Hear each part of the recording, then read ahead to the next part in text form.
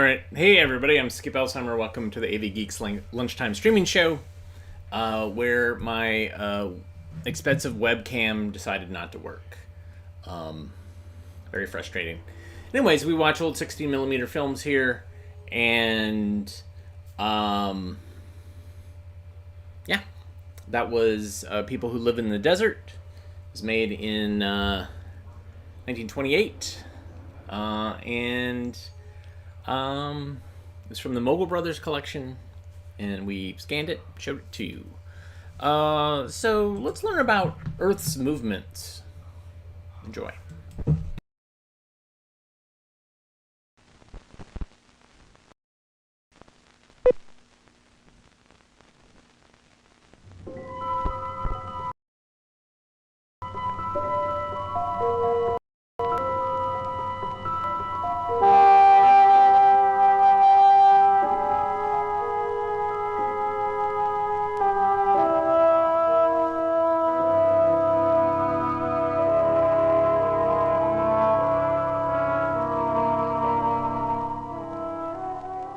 On a day early in July, about 20,000 miles above the sunlit side of the Earth, our home planet would look something like this: a sphere in space, apparently motionless.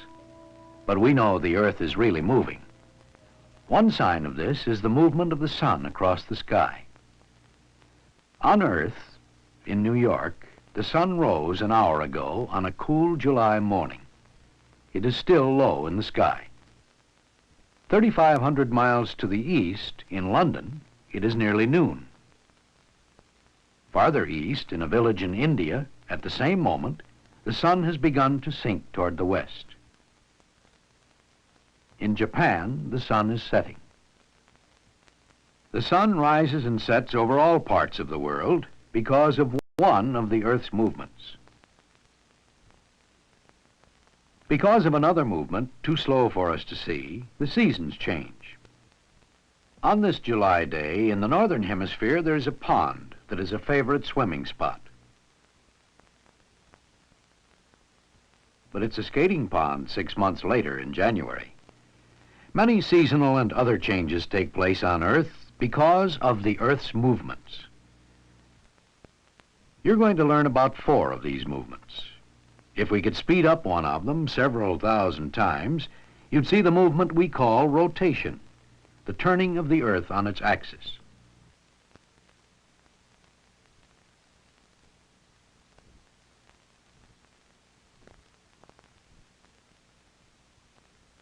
A marker on the Earth changes positions as we watch. It turns toward us and away from us, and then finally will disappear from view. In the same way, all parts of the Earth turn past the sun. Eventually, the marker will appear again from the opposite direction. The Earth makes one complete rotation in approximately 24 hours. What happens when the Earth's rotation turns the marker away from the sun? By looking down at the rotating Earth from over the North Pole, we can see. The marker moves from sunlight into shadow, from day into night. All parts of the world go through periods of light and darkness because of the Earth's rotation. Of course, to people on Earth, it's the sun that seems to be in motion. It rises, reaches its highest point in the sky, sets, then rises again. So at the same moment, to people in different parts of the world, it is a different time of day. So, for instance, at the center of the lighted half, the sun appears at its highest point. Elsewhere, here, for instance, the sun is rising. It is dawn here, while at this same moment, halfway around the world, here, the sun is setting. The day is ending. So you can see why, at different points around the world, it is a different time of day. As the Earth rotates, the time of day continually changes for all parts of the world. Those differences in time weren't important long ago when transportation and communication were primitive. Then people traveled only short distances in a day. Today, rapid worldwide transportation and nearly instant communication have made us more aware of time differences in the different parts of the world. Today, we can tell what time it is in any part of the world because the nations of the world have adopted a uniform system of time zones. Time zones of the Earth are based on the fact that every part of the world turns through a full circle of 360 degrees every 24 hours. This means that in 1 hour, the Earth rotates through 1/24th of a circle, 15 degrees. Based on this, the Earth has been divided into 24 time zones, each 15 degrees wide. Each of these dark and light bands represents a time zone. In general, time in one zone is exactly 1 hour later than in the next zone to the west, and exactly 1 hour earlier than in the next zone to the east. The United States extends across 7 time zones, from eastern Maine to Hawaii and the western tip of Alaska. Remember, we've imagined the Earth's rotation has sped up several thousand times. To see a second movement of the Earth, we have to imagine that its speed is increased even more and move further away in space. Now, with the sun in the distance, we see the movement called the Earth's revolution. The Earth revolves around the sun, traveling through space in a nearly circular orbit. Now, 6 months later, we look past the sun and see the Earth in the distance, continuing its revolution around the sun.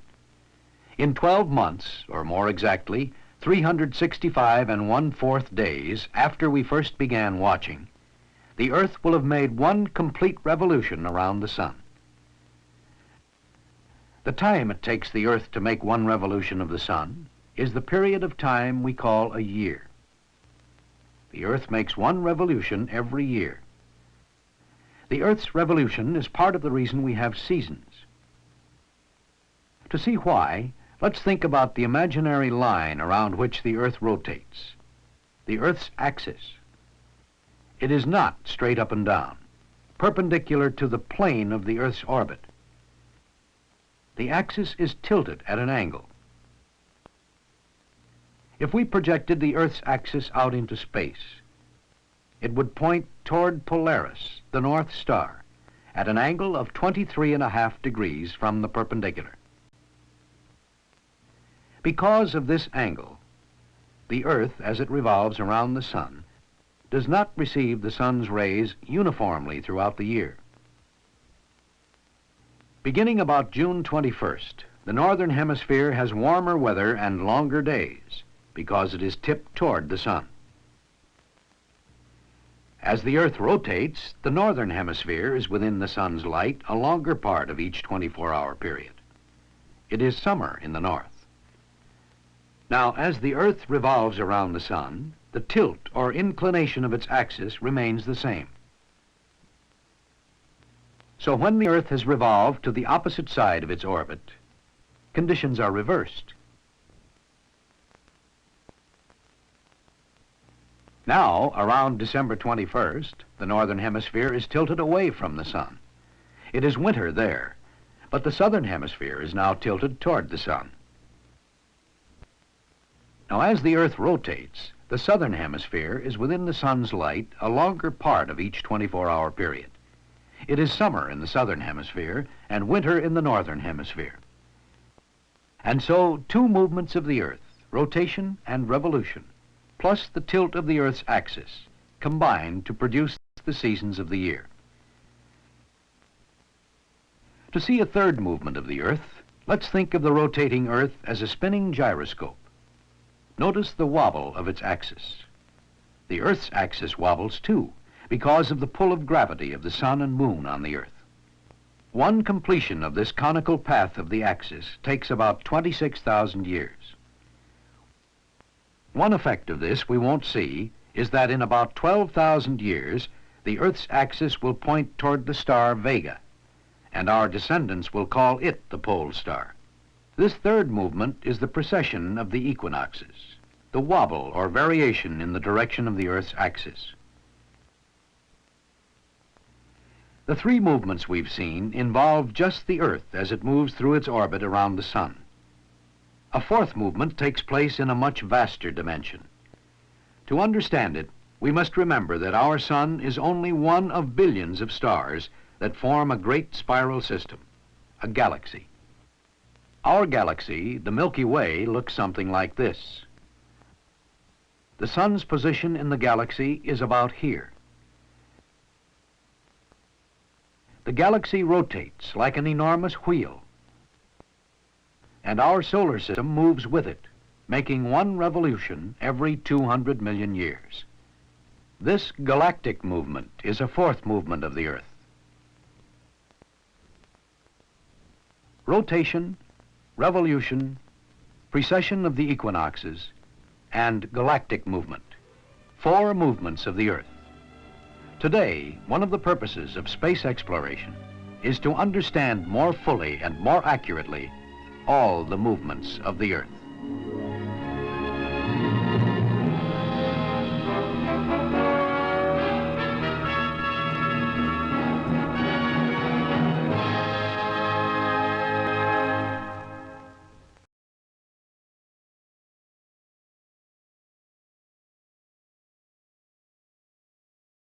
Webcam working. Just need a little bit of coffee poured on it. I think that's the deal. This next film, which I have set up on the scanner, is about the drug that I routinely abuse. It's about caffeine. Certainly, it's going to be like a popular thing about caffeine, about how great caffeine is. Why would it not be? Here's the Caffeine File. Enjoy.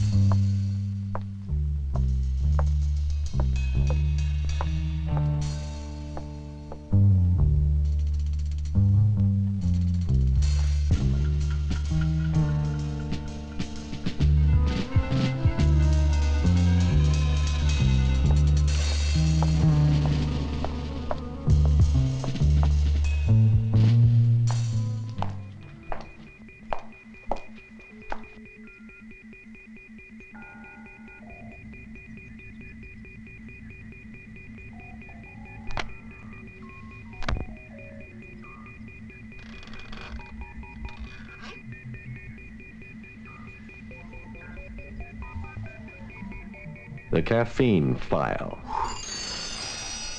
It had been kicking around headquarters for years, and now they wanted action. But when I got it, the Caffeine File was empty. Almost. Only an agent of my caliber could crack a case like this.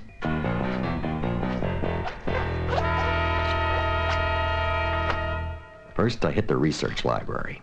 Code name, Britannica. Caffeine. Found in the leaves, fruit, and seeds of 63 different species of plants, including coffee beans, cocoa beans, and tea leaves. The Chinese. They were using caffeine in 2700 BC when they started brewing tea. The Arabs knew they could stay awake at night by chewing coffee beans. It was a stimulant, I knew that much. But what else did it do? My next move was to the university.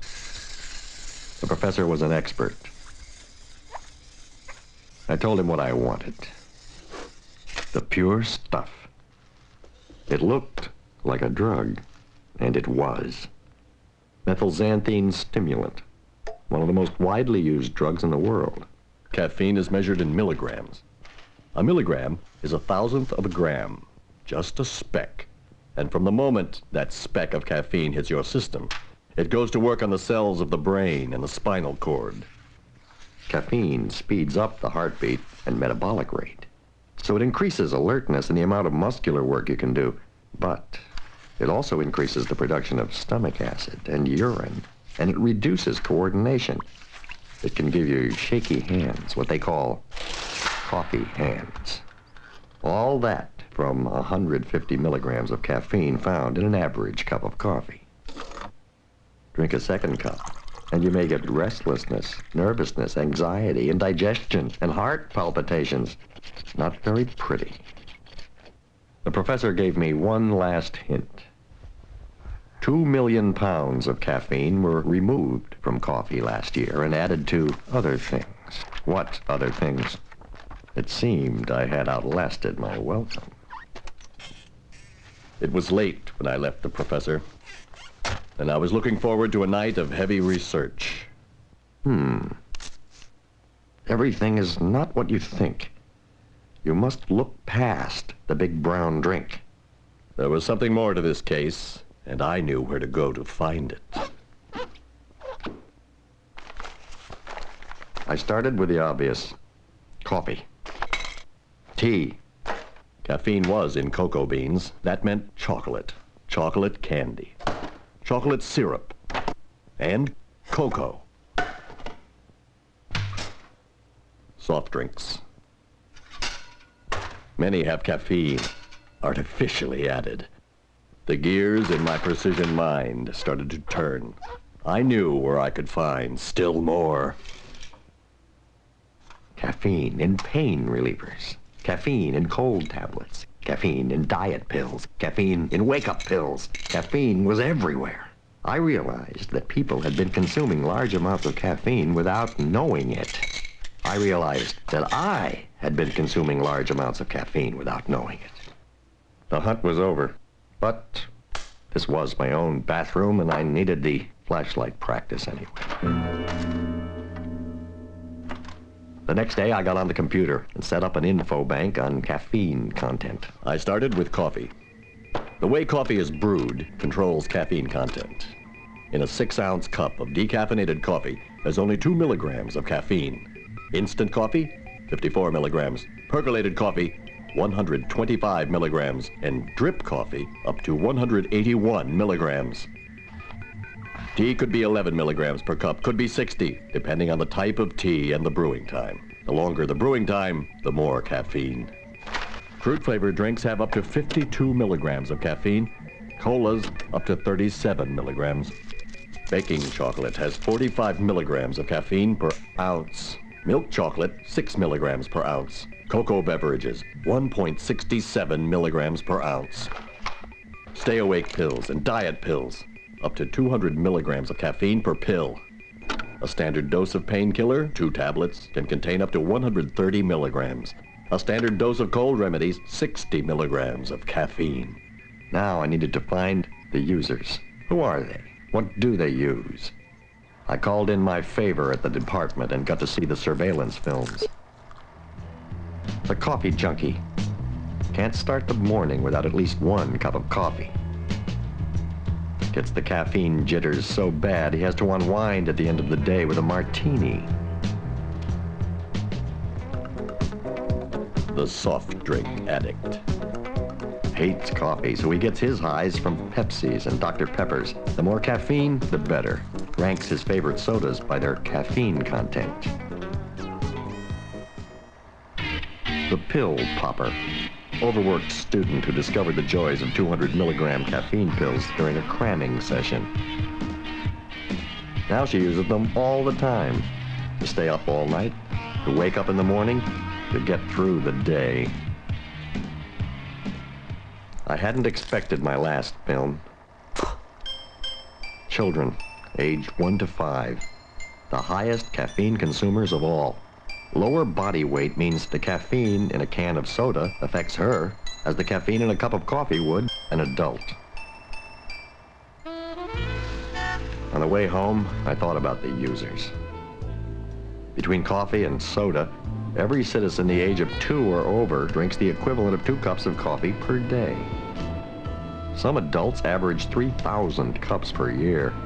No more coffee for me. No way. 2 nights later, my head was pounding, and I couldn't get the caffeine file out of my mind. How was caffeine affecting us? Did anyone else know about it? Why did I want a cup of espresso so bad when I knew I shouldn't have one? It was no good. Sleep was out of the question. No matter. A good agent is on duty 24 hours a day. All over the world, people were using caffeine and not knowing it. In Moscow, in Paris, in New York, in Pismo Beach. It was time for some serious sleuthing.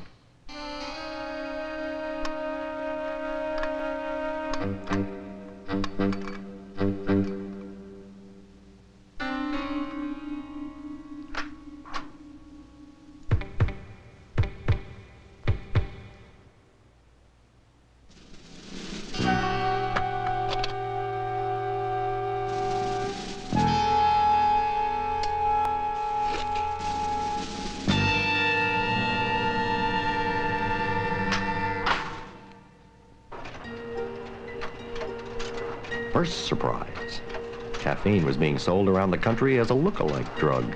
Fake cocaine and fake speed.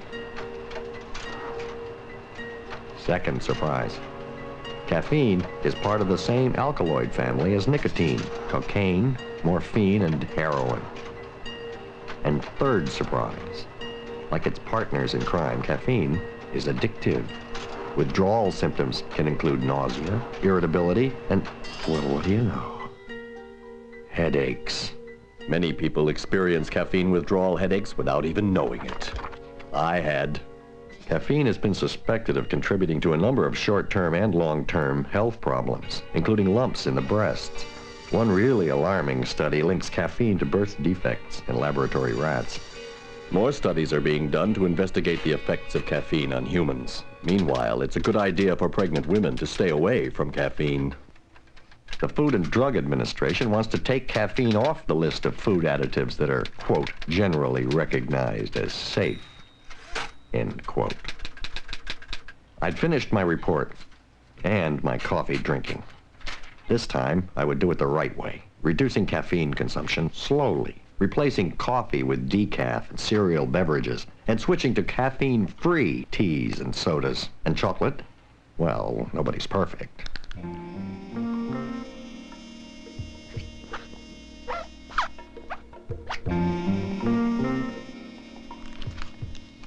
The caffeine file was filled to the brim.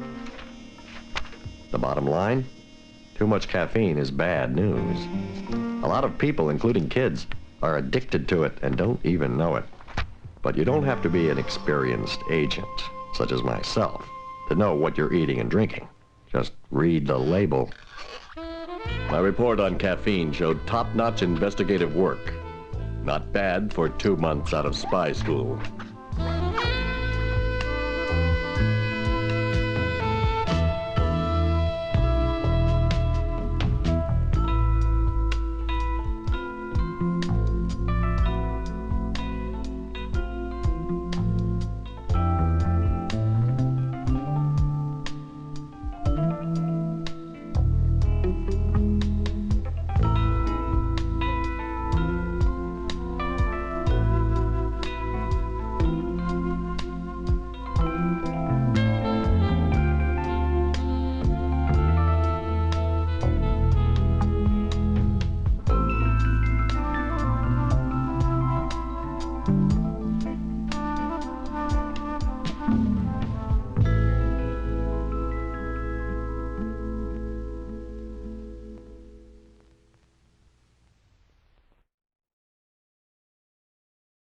The 80s. Where am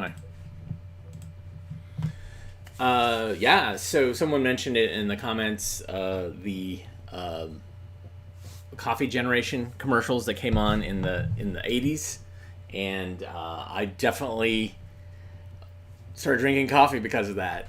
This is before coffee was cool, before Starbucks really made it cool. When, you know, coffee was like a quarter at McDonald's, and it was really horrible, and all the coffee was really horrible. But I started drinking it, going to IHOP and drinking it to do pull all-nighters when I was in computer science and at the School of Design at North Carolina State University. Yes, coffee achievers. Right. The other thing is that the coffee achievers, that the commercial had ELO soundtrack, which, one, big fan.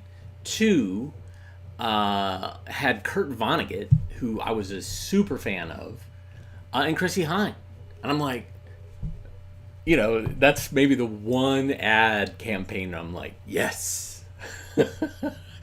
I mean, it was really just the caffeine, though, because I was already drinking like a bunch of Dr. Pepper, too, but coffee was like, yeah. All right. So, what do we got? This film, it's interesting. I put it up on YouTube, and it was immediately said, like, well, we're not sure the ad sensitivity of this. And it's a film from 1947, I think. It's made by Coronet, and it's kind of a weird, like, almost Dr. Seuss-esque look at the powers of Congress. Enjoy. And let's keep comments to the film and the time period. It is easy for all of us to say how much we dislike whatever's going on in the United States government at the moment. It's a given. You don't even have to say it. But let's concentrate on the films of the past. Also, please, let's concentrate on the films and not asking me to show puppet films or attacking other people. We're a nice group of friends here. You can attack the films all you want. This is Powers of Congress. I'm going to eat some lunch. Enjoy.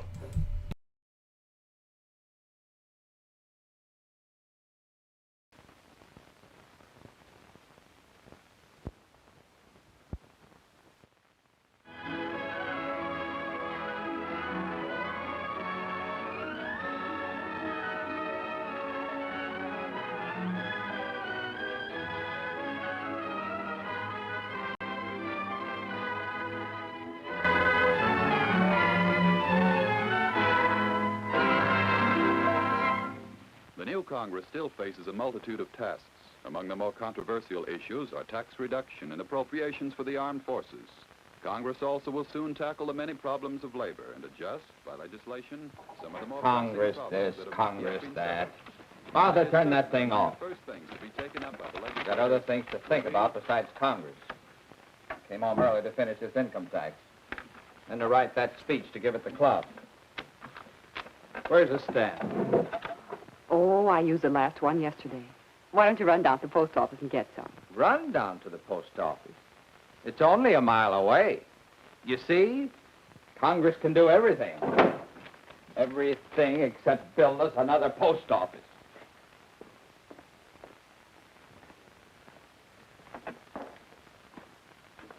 Two threes and an air mail, please. Afternoon, Bentley. Hello, Williams. Suppose you're going down to register Register? For what? Why? For the congressional elections this fall. Don't forget, we want Pierce for Congress. Pierce for Congress. Yeah. I don't care a hang who gets to Congress. Yes, but What's Congress ever given me except a lot of trouble? Like this income tax. Has Congress given us the new post office we need? well, but No. You know what I think? I think we'd all be better off if there wasn't any Congress. Hereby declare this Congress to be suspended indefinitely. Stamps? The man who wants to buy stamps. There aren't any more stamps. Can't you read? Congress is gone. So is the postal system. The Williams Postal Service will deliver letters for $1 an ounce. But not these dollars. United States money is no good. See, Congress had the power to issue money, but no more. Only New York money is good here. Go over to the currency exchange, Bentley, and take your letters. But don't bother about mailing this income tax. There's nobody to collect federal taxes. Oh, yes. Lots of things are different without the powers of Congress. You'll see.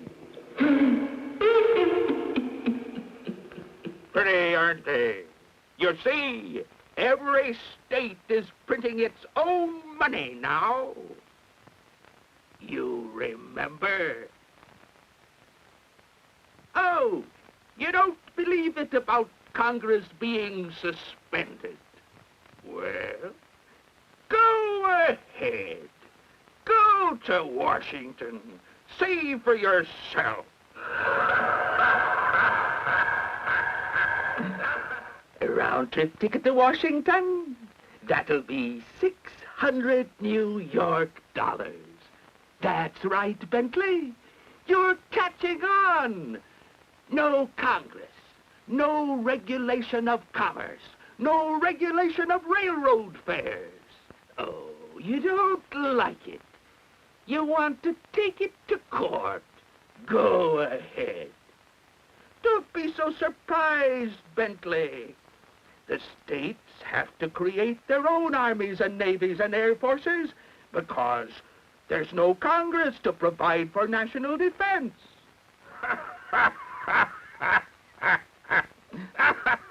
Complaining about that high railroad fare is useless, Bentley. No Congress, no federal court. There just is no justice.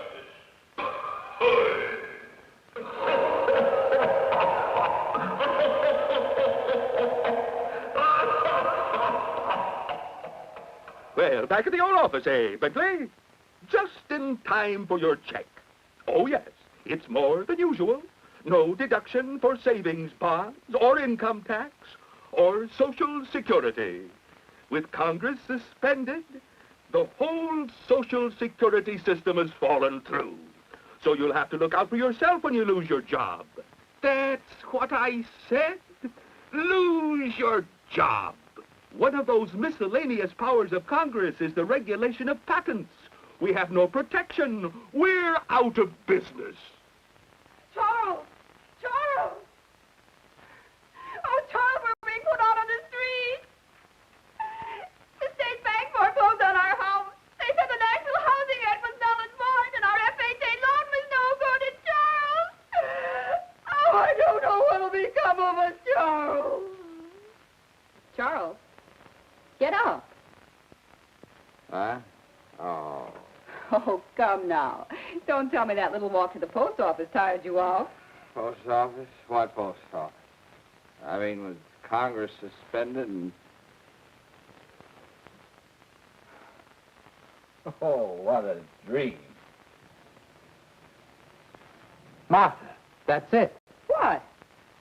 Now I know what to put in my speech for the club.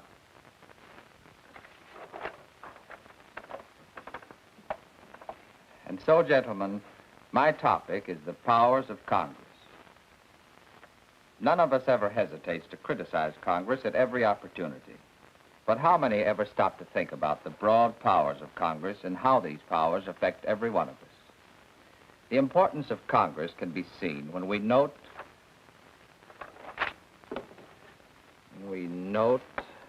that the framers of the Constitution devoted the very first article to that branch of our government.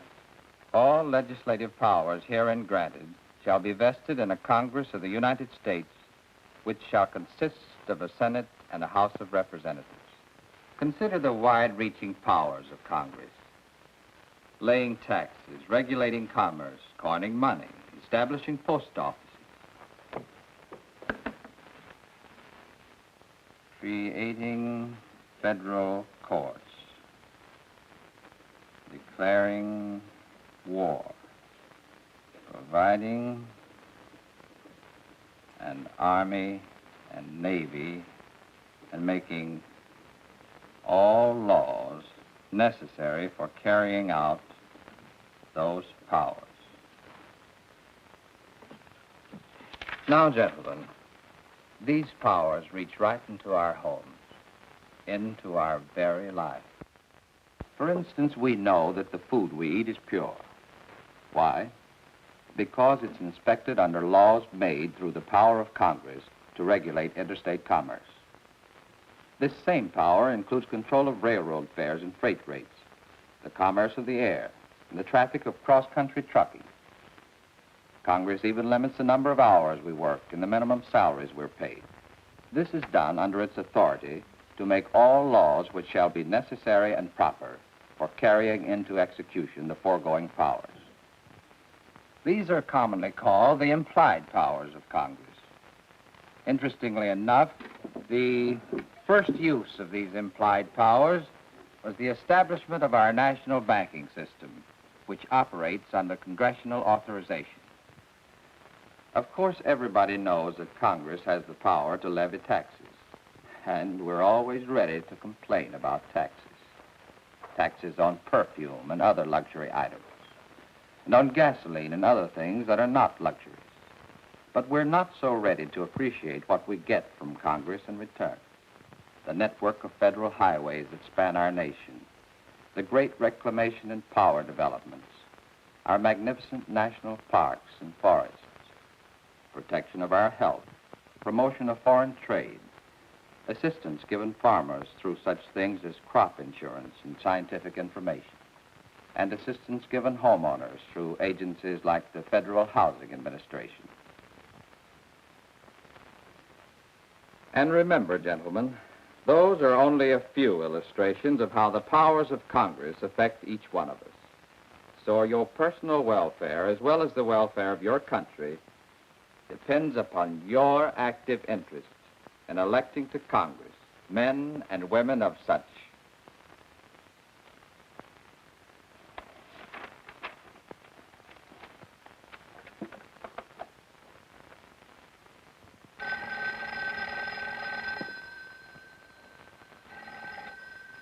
Hello? Oh, Bentley, how are you? Fine, just fine. Say, I'm going down in the morning to register. I was wondering if you'd like to ride down with me. I want to talk to you about this man, Pierce. Pierce? You mean you're interested in getting him elected to Congress? I'm interested in knowing more about him.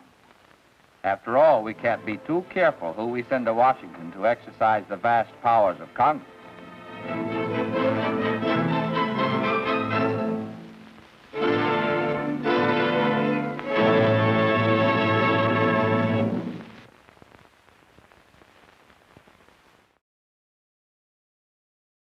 Only seen a black and white copy of that film, and I've seen it a bunch of places. I have a couple of copies. Prelinger has a couple of copies, everywhere. And so, in the course of scanning all these Cornet films from the people that own Cornet, we've been running across these beautiful Kodachrome prints. Holy cow! So that one is awesome. Excuse me, I'm going to burp. Sorry, drinking caffeinated soda. The great thing about that film is in the context of Cornet, it's whacked out. It's kind of crazy. We don't really see something that's fanciful. Maybe for little kids, but yeah, that was pretty amazing.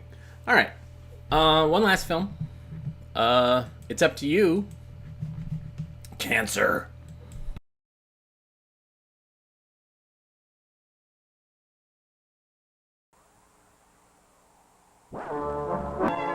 All individuals, all ages, all different backgrounds, different ways of life.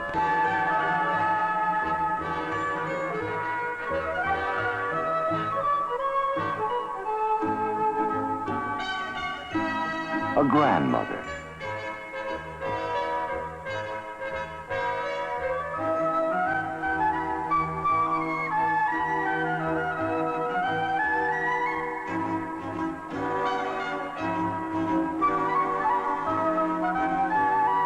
a teacher,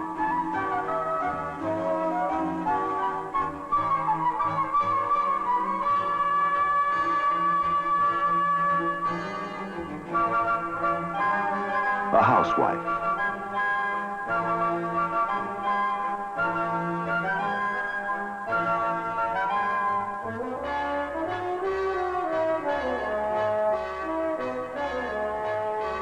what could bring these women together? It is important to realize that all women are vulnerable to uterine cancer. This may affect women of every age and occupation. It is for this reason that even though there are no symptoms of abnormal bleeding and discharge, that even though everything appears normal to you, you should see your physician at regular intervals. A Pap test will ordinarily show no cancer is present, and that knowledge will give you peace of mind. If cancer is present, the Pap test will usually detect it while it is still curable. There's no doubt about it. If every woman had a Pap test as part of her yearly health checkup, we could markedly decrease death from uterine cancer. I want to thank you all for attending this lecture.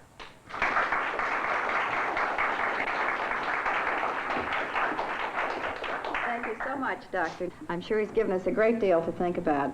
I hope you'll all join us now in the cafeteria for coffee and cake.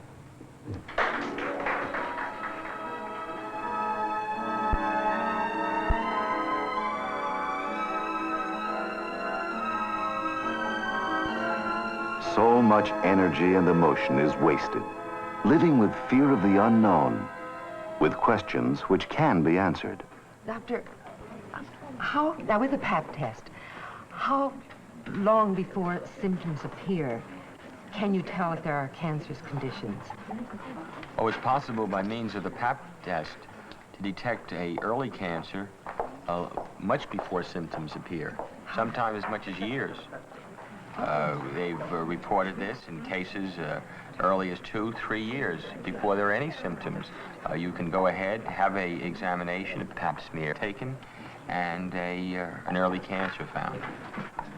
Oh, there'd be actually a cancer found? I mean, or just without conditions? Symptoms. Oh, without symptoms. Without symptoms. I see. Oh. And this is one of the values of going ahead when you don't have symptoms and having the Pap smear and the examination by the doctor. The longer the cancer persists undetected, the greater the difficulty in the treatment. In other words, if you can detect it early, you can treat it early, the operation or the treatment that we have to institute is usually simple. As the disease has been undetected, it spreads more, and that doesn't mean that there won't be cures. Doctor, is there any sort of a place, hospitals or even City Hall, where you can go to get a test very quickly the way you do for the tuberculosis test when you have to get a job or something? Well, I don't know about City Hall. I think you go down there for marriage licenses. But, well, sure, there are the gynecology clinics in various hospitals, private doctors, both specialists in gynecology and general practitioners are all qualified to do Pap smears. You don't have to go to the hospital? Oh, no, this is done in the doctor's office. Or it may be done in the hospital, in the clinic, the outpatient department, but the doctor in his office can do the smear very easily. What is a smear? What do they talk about a smear? First, let me point out that when we say Pap smear and Pap test, we're talking about the same thing. The Papa Nicolau or Pap smear is the way doctors speak of it, but the Pap test is used more in everyday conversation. But you were asking for an explanation of what the Pap test actually consists of. Now you know what a pelvic examination is. You know the doctor uses an instrument to allow him to see inside the vagina. Well, while this instrument is in place, he can take a sample of cells which come from the cervix, which is the neck of the uterus. Does the test hurt? No, the test doesn't hurt at all. You can hardly feel it. You may not even know it's happening. Getting back to the cells. These cells are smeared on a slide, and that's where the term Pap smear comes in. And they can be examined under a microscope. This is when we can tell whether the cells are normal or not. And this is where the term test comes in. If abnormal cells are found in the Pap smear, then further investigation is necessary, and the doctor would notify you, and you go back to his office. How long does it take? The actual... The testing and the... Well, the doctor will go ahead and take a history. Yeah, he'll do a routine examination, very often check your breasts at the same time, blood pressure, and do a pelvic examination. And then while he's doing the pelvic exam, he does a pap smear. How often should a middle-aged person go for an examination? Minimally, I would say once a year. This is really surprising. I had never thought about it, really. I always thought I was too young to bother with it, but apparently that's not so. No, because, as I said, we can detect what we call a very early cancer or a carcinoma in situ. And this can be easily treated and usually easily cured. And you think that one should make a practice of going once a year? That's correct. They should go for the possibility of an early detection, and they should go for correction of any anxiety that they may have. And, in other words, if they go to their doctor and they find that there's no difficulties, this will certainly give them peace of mind, and they don't have to worry. So really, there's two reasons. One, for the early detection with the knowledge that they'll be cured, and with the possibility also that everything is negative and that they can have peace of mind. If there are abnormal symptoms, and what I mean by abnormal symptoms such as irregular bleeding, bleeding between the period, bleeding after having relations, abnormal discharge, pain, then I would consult the doctor at that time. And if you're thinking about your family, even if a woman doesn't think that much, that she hasn't got the time or thinks about herself too much, she certainly should consider a family. Well, I would say that if she's worried about this, she's not being fair to her own family. She's probably a little annoyed at them and picks up little things, you know, and sort of puts what she's feeling within herself, worrying about the fact that she may have cancer, and the fact that her child didn't pick up his toys, or the husband put down his pipe in the wrong place, or something of that type. So that I think if she does go and have this, and it's normal, I think she'll feel better, and have a better relationship with her family. I think this is so very important that each one of us should talk to our friends, and in turn they talk to their friends. I think this is something is very worthwhile and very important. I'm sure there are a lot of my friends who've never thought about it before. Well, because you're not married. Yeah, I guess single people really don't give it too much thought. You don't have the opportunity. That's right. How many children do you have? I have one. There's one child? There's one child and a dog and my husband. Do you feel eventually, doctor, that uterine cancer will be completely eradicated? That is, if everyone will go for this examination as you tell us to, in years to come, do you have that feeling? I would say that if we could get every woman, regardless of whether she's married or single, to go once a year for a pelvic examination and a pap smear, that it was a good possibility that we could almost totally eradicate cancer of the cervix. Sounds wonderful.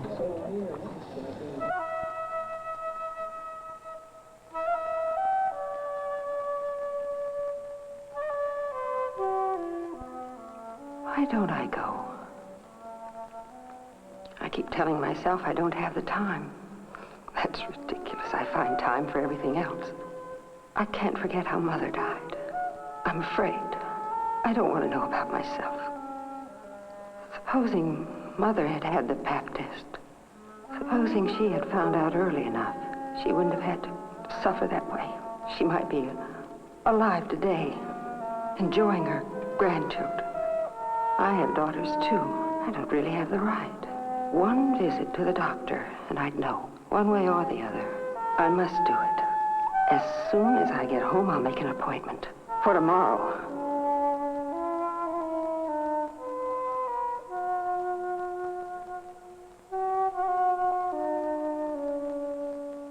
Sounds like a very good meeting. I'm certainly glad you came for the pap test. Let me show you how it's done. I think this model will help. This is the vagina. This is the cervix or neck of the womb. This is the uterus or the womb. With an instrument in place, you can see the vagina and cervix very clearly. All we do is simply take a little fluid from here, put that on a slide, take a few cells from here, put that on a slide, and that's the Pap test. We send it to a lab, and that's all there is to it. Thank you very much, nurse. You're welcome.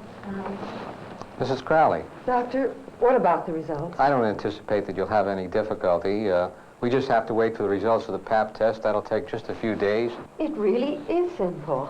There's nothing to it, really. It's a very simple thing. It just takes a few minutes, and it's unfortunate that most people are not aware of the fact that it is so easy. And it is painless, too. It is. There's nothing to it. About the results, Doctor, should I call you? No, there's nothing to worry about. I'll call you as soon as the results are back. Thank you. You're very welcome.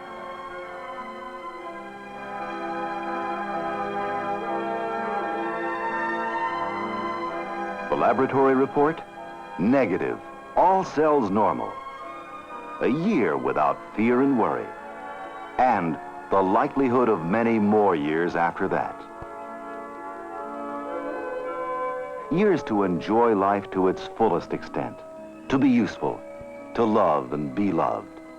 To live. We have the knowledge and the techniques and the means. The rest is really up to you.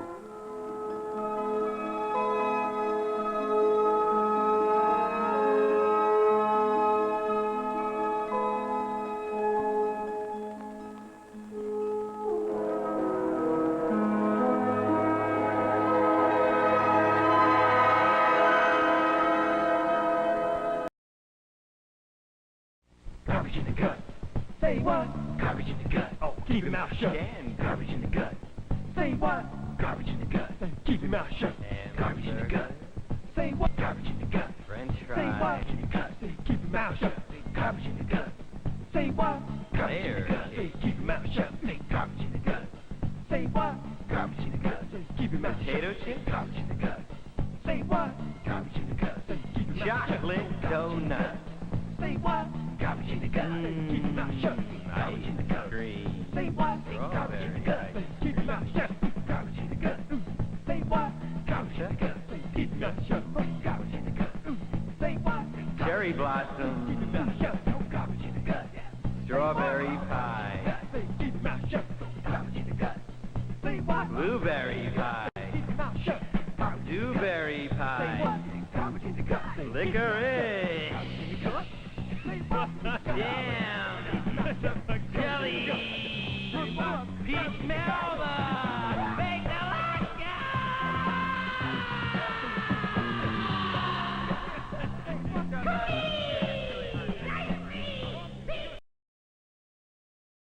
So, I've been revisiting some of the toe tapper candidates, especially if we have a film it's a little dark. Yeah, a film about cancer. So Dr.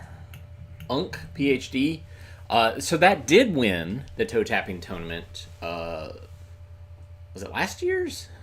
Yes, last year's toe tapping tournament. And then Found Footage Festival, it took them over a year to honor the bet and dress as clowns for Clown Thanksgiving. There's an episode that talks about that. You can also look on Found Footage Festival's YouTube channel, and they have a thing called Clown Thanksgiving, and it recounts it as well. And we had a toe tapping tournament earlier this year, just us, and voted, but we haven't competed with Found Footage Festival yet because what they wanted to do is double or nothing, and I was like, no. I was like, I want you to dress as clowns and feed us Thanksgiving dinner. And so that's what we did. So we talked about competing again, and we have some strong candidates there. Let's see. That wasn't a bad film about cancer, about uterine cancer. Honestly, now that I'm getting up there, I'm like 57. friends are getting cancer. I had 2 friends who were diagnosed with breast cancer who both survived, had different treatments, but they caught it early. So there's my PSA. It's not fun to do a colonoscopy. It's not fun to do other types of cancer tests, but if they can catch stuff, then you get a chance of being around a lot longer, and that's what we want. We want you to be around a lot longer in the comments, because I have so many more films to show you. So many more. Thousands. Like, we've only watched, like, how many? 4,665 films. Ish, roughish. And I have another 33,000 films for you to watch. So you got to stick around a long time. But thanks for tuning in today. Very much appreciate it. Just as a reminder, not this Saturday, but next Saturday, we're going to celebrate our 1,000th show by having a 1,000-minute streaming show. It's going to be on a Saturday from 9 a.m. till 2-ish. There'll be guests, and we will watch a lot of movies, a lot of films. I'm going to try to show a bunch of new stuff, although there's some people that want our guests who are like, please show, I really want to show and talk about blah. So there will be puppets. Definitely. I haven't decided which puppet shows I'm going to show. There will be cartoons. There will be some awkward films. The Found Footage Festival people will be on there at different times throughout the day. There might be a live performance. We got a lot. So join us next. We'll just watch. Just keep watching. Anytime you see a notification to watch. But that will be an epic show. And I haven't done something like that in many, many years, like 4 or 5 years. So thanks for tuning in today. Very much appreciate your eyeballs and your comments and your kind thoughts and support. And you can support us by hitting the thumbs up button, the super thanks button. You can go to ko-fi.com/avgeeks or patreon.com/avgeeks. Those are ways to support us financially. But, just tell other people what we're doing. Thanks so much. Have a great weekend, and we will see you soon.